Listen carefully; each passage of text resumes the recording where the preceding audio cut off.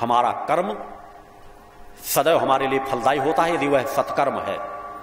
कल मैंने इसलिए कहा था कि हमारे हर सत्कर्म का फल हमें अवश्य प्राप्त होता है। इस भूतल पर एक भी ऐसा कर्म नहीं है जो निष्काम हो। निष्काम साधना कोई होती ही नहीं। इस भूतल में, इस भौतिक जगत में कोई भी कितना कह दे मगर वह निष्काम नहीं हो सकती।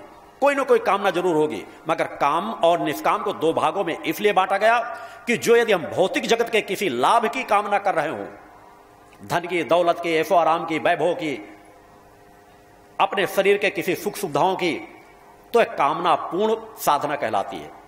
और जब हम आत्म कल्याण के लिए कोई साधना कर रहे होते हैं, जन कल्याण के लिए कोई साधना कर रहे होते हैं, तो वह निष्काम साधना कहलाती है। बाकी निष्काम कर्म कुछ हो ही नहीं सकता। यदि निष्काम शब्द आया तो आप कोई कर्म नहीं कर पाएंगे। बच्चों के यदि ये नहीं होगा कि हमें परीक्षा में पास होना है, तो बच्चे पढ़ाई करेंगे ही नहीं। आप इस स्थल पर बैठे हैं, अगर प्रणाम करने के लिए भाव नहीं होगा गुरु जी के प्रणाम मुझे करना, तो आप उस स्थान से उठ करके यहां पर नहीं आएंगे।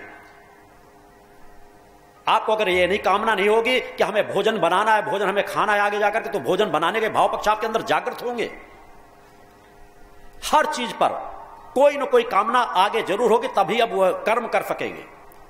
अतः निष्काम कुछ भी नहीं, बस निष्काम और सकाम में एक चीज का अंतर है कि जब आप सत्य पथ की कोई साधना कर रहे होते हैं, आत्म कल्याण के लिए कोई साधना कर रहे हैं, अनुष्ठान कर रहे हैं, जन कल्याण के लिए कर रहे हैं, तो वह निष्काम हो जाती है। और जब आप केवल अपने हित की कोई भौतिक जगत की सुख संपदा, धन दौलत, ऐशो आराम, समस्याओं के समाधान, इनके लिए जब कोई साधना कर रहे होते तो सकाम साधना हो जाती है।